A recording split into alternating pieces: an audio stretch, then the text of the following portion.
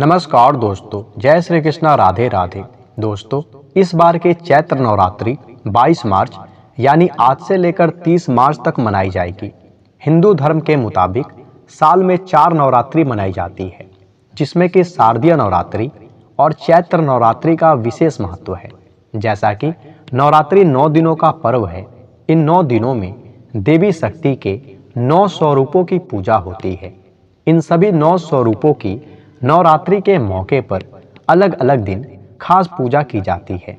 लोग उपवास रखते हैं और माता के हर स्वरूप को प्रसन्न करने के लिए मंत्र उच्चारण और पाठ करते हैं। लेकिन क्या आपको पता है कि माता के वो 9 स्वरूप कौन से हैं? दुर्गा माता के 9 स्वरूपों के नाम क्या हैं और उनसे जुड़े रहस्य क्या है? नवरात्रि में किस दिन माता के कौन से स्वरूप की पूजा की जाती है? तो चलिए इसे जान लेते हैं। पहला स्वरूप माता शैलपुत्री। नवरात्रि के प्रथम दिन माता के पहले स्वरूप मां शैलपुत्री की पूजा होती है। मां पार्वती को शैलपुत्री के नाम से भी जाना जाता है। पर्वतराज हिमालय के घर पर जन्म लेने के कारण मां पार्वती को शैलपुत्री कहा जाता है। शैल शब्द का अर्थ पर्वत होता है। दूसरा स्वरूप ब्रह्मचारिणी। माता पार्वती ने भगवान शिव को अपने पति के रूप में पाने के लिए वर्षों कठोर तप किया था। इस कारण उन्हें ब्रह्मचारिणी नाम मिला। ब्रह्मचारिणी का अर्थ है कठोर तपस्या का आचरण करने वाला। तीसरा स्वरूप चंद्रघंटा। मां पार्वती के मस्तक पर अर्धचंद्रमा के आकार का तिलक लगा रहता है। इस कारण उनका एक स्वरूप चंद्रघंटा कहलाता है। चौथा स्वरूप कुसमांडा। मां आदि शक्ति ने अपने भीतर उदर से अंड तक ब्रह्मांड को समेट रखा है। उनमें पूरे ब्रह्मांड को उत्पन्न करने की शक्ति है, इसलिए उन्हें माता कुसमांडा के नाम से भी जाना जाता है। पांचवा स्वरूप स्कंद माता। माता पार्वती के पुत्र कार्तिकेय जी को स्कंद के नाम से भी जाना जाता है। इस कारण मां पार्वती को स्कंद माता भी कहते हैं। छठा स्वरूप कात्यायनी। महिषासुर नामक अत्याचारी दैत्य का वध करने के लिए ब्रह्मा, विष्णु और महेश तीनों ने मिलकर अपने तेज से माता को उत्पन्न किया था।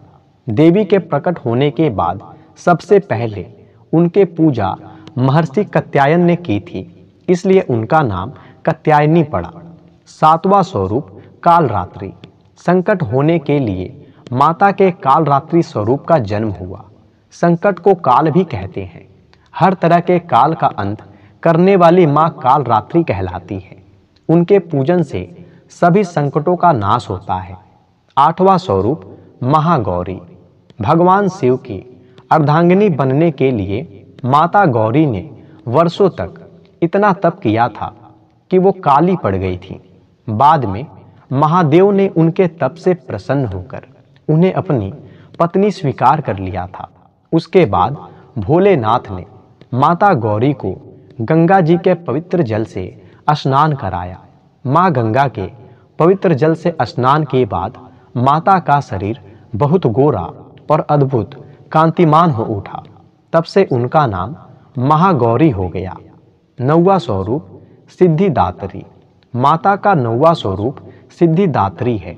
वो भक्तों की मनोकामनाएं पूरी करती हैं, इस कारण उन्हें सिद्धिदात्री कहते हैं। मान्यता है कि माता के इस स्वरूप की पूजा करने से सभी देवियों की उपासना हो जाती है। तो दोस्तों, अब जान लेते हैं कुछ बहुत ही साधारण से छोटे उपायों को, जिसे करने से आपको और आपके परिवार को मिलेगा माँ दुर्गा का आशीर्वाद। घर में आएगी खुशहाली और सुख शांति। दोस्तों, वास्तु मान्यताओं के अनुसार विधि विधान से माँ की पूजा करने से माँ भक्तों पर प्रसन्न होती हैं और घर में खुशहाली का भी वास होता है। इस दौरान कुछ खास उपाय माँ को प्रसन्न भी करते हैं। तो आइए जानते हैं इन सभी के बारे में। तो दोस्तों, चलिए जानते हैं पहले उपाय के बारे में। चैत्र नवरात्रि की शुरुआत भक्त कलश स्थापना से करते हैं, इसलिए कलश स्थापना के भी कुछ वास्तु नियम बताए गए हैं। ईशान कोण में कलश स्थापित करना शुभ माना जाता है, क्योंकि ये दिशा पूजा पाठ के लिए शुभ मानी जाती है।